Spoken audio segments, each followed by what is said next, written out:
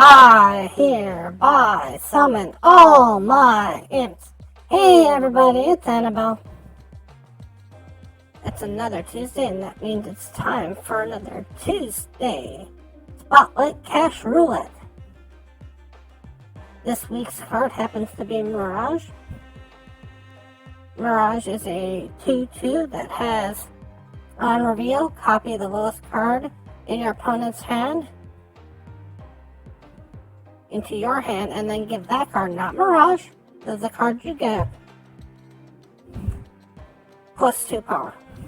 Do Series 4, which means Series 3000 tokens if you want to pick up in the shop.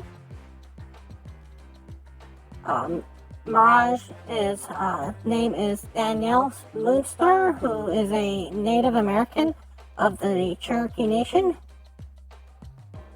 After her mutant powers emerged at puberty, she could not control her ability to create visions in people's minds out of their greatest fears, and this got her basically kicked out of her tribe. Her power set basically is telepathy and illusionary emotional manipulation, which means that she can read your mind with the telepath, and that she can make illusions out of your greatest fears and make them appear real to you.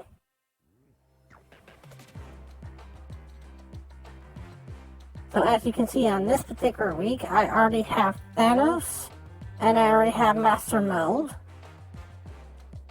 And if you have Thanos and Master Mold, I would greatly recommend that you skip your cash opening this week.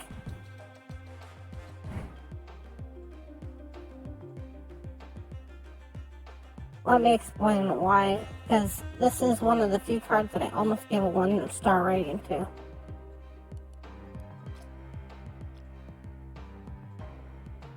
If you look at basically what Mirage does, the biggest problem with Mirage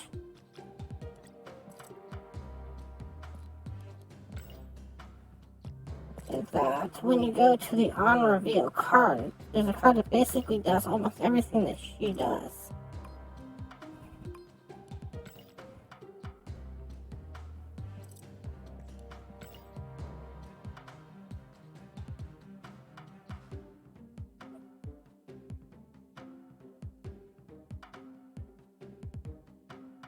And that is Maria Hill.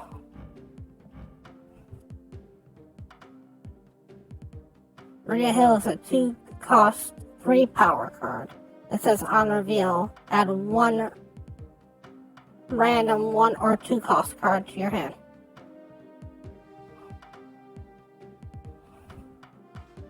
And the problem is that if you own Maria Hill, it's gonna be a hard time to find a deck where you want to pull out Maria Hill and put in Mirage, or vice versa.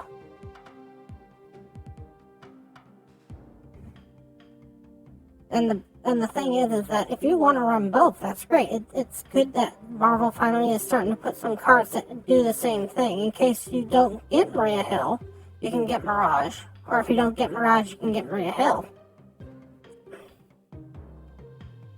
And there's certain edge cases that are good for both. Like if you look at Mirage, one of her better cases that she can get is if your opponent's playing Death.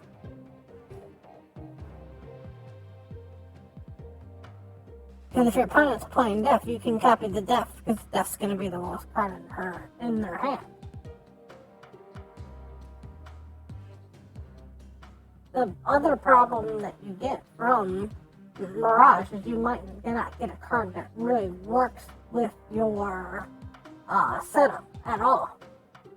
Now, when you play Maria Hill, there's a good chance that you might not get a card that works with your setup either, no matter what, because they both have that variance in them. But how many times are you looking at your opponent and wanting something of theirs that they get? Like, for example, let's say you even pull something great out of their hand. Like, let's say somehow you pulled a Zabu out of their hand. Unless you have down the Quinjet, that Zabu's still costing you the 2 mana. And unless you're playing heavy 4s in your own deck, then the Zabu's not really going to do you any good other than to just be a stat stick.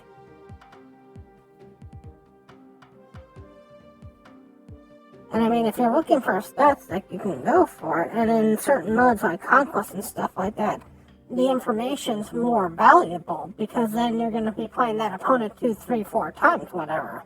You can basically, if you get Mirage in your opening hand in Conquest, play it down on turn 2, record what cards you caught, and then you know more information about what deck they have, and then you can even just bounce at that point and lose one bar and have a better idea of what's coming up.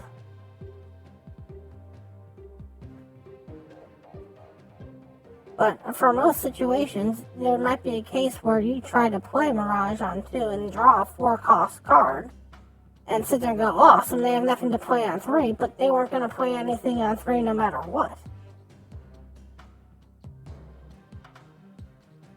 Also, on that 4 that you just drew, you drew something that doesn't help you at all. That's a dead card in your hand.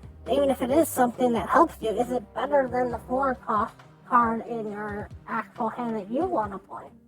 The whole idea of knowing an opponent's information being super useful is great and all, but there are so many times where I can basically tell you every single card in my opponent's deck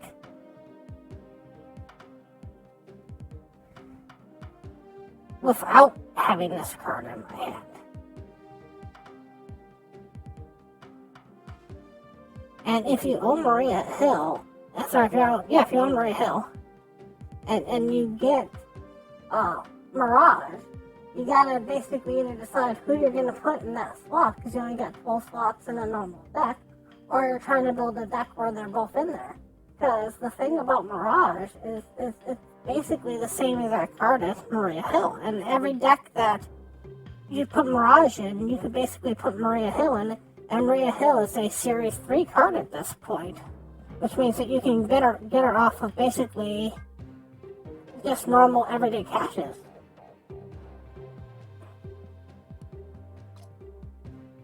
Now, if you need the Thanos or if you need the Master Mold, sure, go for it, but even Master Mold's not really worth getting in this package. Master Mold's not that highly used. If you open up the Thanos, you might just give up on this week if you don't have the Thanos already.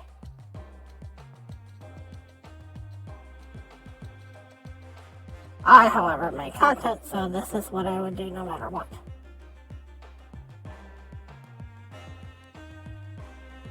So let's just take a roll and see if we get the Mirage this week.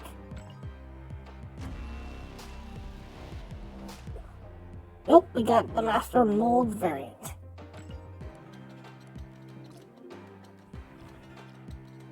Alright, I want to thank you all so much for watching, and as always, remember, play for fun!